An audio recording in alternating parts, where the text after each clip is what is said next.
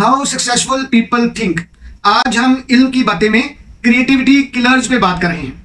Writer कहता है कि negative criticism is a dangerous creativity killer. Number 7, writer कहता है कि routine and monotony are also creativity killers. Number 8, writer कहता है कि distraction is also a creativity killer. आखिरी बात, over consumption of social media is also a creativity killer. बिस्मिल्लाहिर्रहमानिर्रहीम। साथियों, आप देख रहे हैं इल्म की बातें और आज हम डिस्कस कर रहे हैं जॉन सी मैक्सवेल साहब की किताब हाउ सक्सेसफुल पीपल थिंक। साथियों, कामयाब होना या कामयाबी को चाहना ये बड़ी अहम और बड़ी ज़रूरी बात है। हम में से हर बंदा ही कामयाब होना चाहता है, हम में से हर बंदा ही कामयाबी चाहता है, लेकिन कामयाबी आनी है सोच से, और सोच भी हो क्रिएटिव थिंकिंग वाली, क्रिएटिविटी वाली। अगर आपकी सोच तकनीकी है तो आप कामयाब हो सकते हैं, लेकिन अगर आपकी सोच क्रिएटिविटी वाली नहीं है तो आप कामयाब नहीं हो सकते। पिछले लेक्चर में हमने डिस्कस किया कि जॉन सी मैक्सवेल साहब ने 5 तरीके बताए हैं क्रिएटिव थिंकर बनने के। उसमें जो पहला तरीका था ना, राइटर ने कहा कि रिमूव क्रिएटिविटी किलर्स। कहता भी अगर आप क्रिएटिव थिंकर बनना चाहते हैं ना तो आप क्रिएटिविटी किलर्स को रिमूव करना सीखें। ठीक, हम हैं, हमने इस पॉइंट को पकड़ा और इस पे रिसर्च की। हमें कोई 9 पॉइंट्स यानी 9 पॉइंट्स ऐसे मिले जो क्रिएटिविटी किलर्स हैं। 9 अवामल, 9 एलिमेंट या 9 अनासर ऐसे हैं, 9 चीज़ें ऐसी हैं, 9 आदात ऐसी हैं जो क्रिएटिविटी को किल करती हैं। उसमें से 5 हमने पहले डिस्कस कर ली हुई हैं। आज हम कर रहे हैं 6ठी बात। राइटर ने कहा कि negative criticism is a dangerous creativity killer. अच्छा, इस पे रुकते हैं। पहले तो क्रिटिसिज्म पे बात करते हैं। रजी आब्दी साहब जिंदाबाद। रजी आब्दी साहब याद आ गए। क्रिटिसिज्म कहते हैं जी इवेल्युएशन को, ठीक है, इवेल्युएट को करना। तनकीद का मतलब होता है टू इवेल्युएट, इवेल्युएट करना। ठीक, तो साथियों जब हम नेगेटिवली इवेल्युएट करते हैं तो ये हो जाता है नेगेटिव क्रिटिसिज्म। गलतियां ही निकालते जाना, किसी बंदे की गलतियों पे ही बात करना। जब हम किसी बंदे की गलतियां उसके मुंह पे मारते जाते हैं, वो बंदा नेगेटिव क्रिटिसिज्म का शिकार हो जाता है। ठीक, अब नेगेटिव क्रिटिसिज्म कहता है क्रिएटिविटी को किल कर देता है। अगर आप किसी बंदे की क्रिएटिविटी ख़त्म करना चाहते हैं ना तो आप उसके अंदर नेगेटिविटी और नेगेटिव क्रिटिसिज्म की भरमार उसके ऊपर कर दें। वो बंदा पागल हो जाएगा, वो यही सोचता रहेगा कि मैं किसी काबिल नहीं। ठीक, तो नेगेटिव क्रिटिसिज्म एक बड़ी बुरी बला है, इससे बच के रहना है। नेगेटिव पीपल तो टॉक्सिक पीपल है ना, आप इनसे हट के रहें। और नेगेटिव क्रिटिसिज्म करने वालों से तो दूर से अल्लाह हाफिज कहें, दूर से खुदा हाफिज कहें। ना जी, आप हमारी टेरिटरी में दाखिल नहीं हो सकते। ठीक, नंबर 7, राइटर ने कहा कि रूटीन एंड मोनोटनी, ये 2 बातें। अब हम इसको बदल लेते हैं, रूटीन की बात करते हैं। ये जो रूटीन है ना, ये एक पूरी की पूरी बड़ी नेगेटिव शय है। ये आपको फंसा के रखती है, ये आपको न्यूनेस की तरफ जाने ही नहीं देती।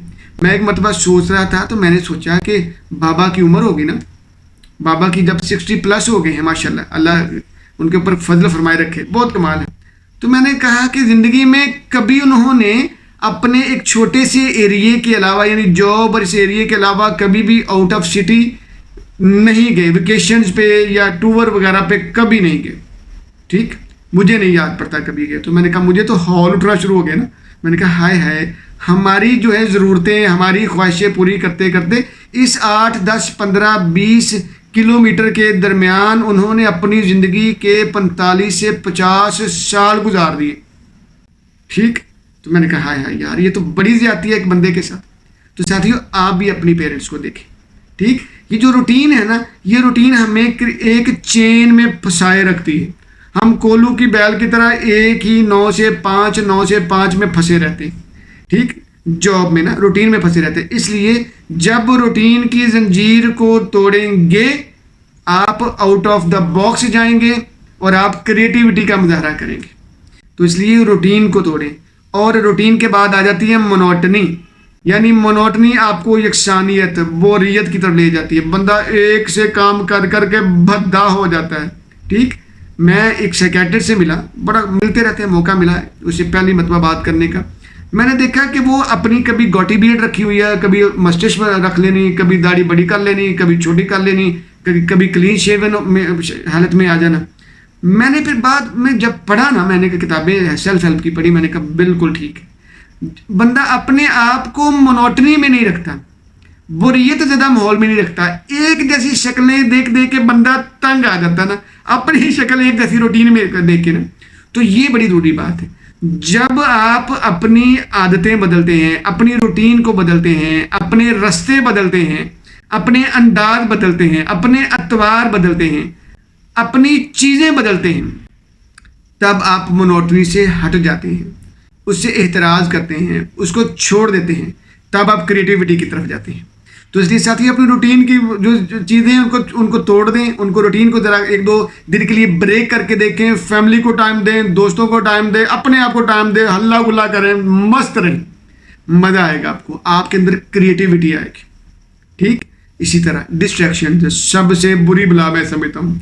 ठीक है, अभी काम पे फोकस करने लगते हैं तो मैसेज आ जाता है, फिर फोकस करने लगते हैं तो कॉल आ जाती है, फिर कोई कोलीग आ जाता है, फिर कोई और काम आ जाता है, कोई इधर की बात ध्यान में आ गई, कोई वो बात, यानी डिस्ट्रैक्शंस ही डिस्ट्रैक्शंस। ठीक, तो साथियों राइटर ने कहा कि डिस्ट्रैक्शंस जो है ना, ये क्रिएटिविटी किलर्स हैं, यानी रुकावटें, यानी इसको बोलेंगे दखल अंदाजियाँ, डिस्ट्रैक्ट कर देना, लाइन से हटा देना। ठीक है जी। अगली बात, आखिरी बात, राइटर ने कहा कि over consumption of social media. अच्छा, सोशल मीडिया ना आपके डोपामिन पे असर करता है। सोशल मीडिया आपके हाथ में है, मोबाइल, आप ऐसे करते चले जा रहे हैं। ठीक है, आप हर उस पोस्ट को या उस शॉर्ट को या उस वीडियो को या उस टिकटॉक को देख रहे हैं जिसमें आपको मज़ा आता है। अब जो मज़ा आ रहा है ना, तो आपका डोपामिन का लेवल बढ़ता चला जा रहा है। ठीक है, आपका हार्मोन है, आपको खुशी पहुँचाता है। अब आपका जो डोपामिन का लेवल हाई हो गया है, जिस चीज़ ने काम ने आपको डोपामिन को हाई करना, तो वो तो आप पहले ही हाई करके बैठे हुए हैं। आप पहले ही बिल्कुल अपने लेवल को अप करके बैठे हैं, तो काम ने खुशी क्या देनी है? जिस चीज़ ने आपको खुशी देनी थी, उस चीज़ से पहले ही आप खुश होकर बैठे हुए हैं, अपने डोपामिन का लेवल हाई करके बैठे हुए हैं। तो आपको काम ने क्या खुशी देनी है? काम ने फिर अब आपको रिलैक्सेशन की तरफ लेके जाना है ना। आपने जो है वो अपने आप को थका थका सा, ओवर जॉयड फील करना है। जब आप ऐसे रहेंगे तो तब आप काम पे तो ना रहेंगे। तो इसलिए रिसर्चेज ये बताती हैं कि जो लोग मीडिया का ज़रूरत से ज़्यादा इस्तेमाल करते हैं, सोशल मीडिया का, और सिर्फ टिकटॉक देखने के लिए, सिर्फ फेसबुक की पोस्ट देखने के लिए, बस ठीक है, वक्त गुजारी के लिए, वो कहते हैं कि वो लोग क्रिएटिविटी वाले नहीं रह पाते। क्योंकि जो आपका डोपामिन हाई रहेगा तो आपको सेटिस्फेक्शन का लेवल तो चाहिए नहीं। आप तो पहले सेटिस्फाइड है, मुतमईन, आप हंस के रिलैक्स हो गए, गर्म जोश होकर बैठे हुए। ठीक, तो साथियों कहता है क्रिएटिविटी किलर्स में से एक चीज़ सोशल मीडिया का ज़रूरत से ज़्यादा इस्तेमाल है। सोशल मीडिया आपकी साइकोलॉजी को, आपके इश्यूज़ को, साइकोलॉजिकल मैटर्स को, आपके इमोशंस को वो डिस्टर्ब और इम्बैलेंस करता है। इसलिए इससे बच के रहना है। ठीक जी, जज़ाकल्लाह जी।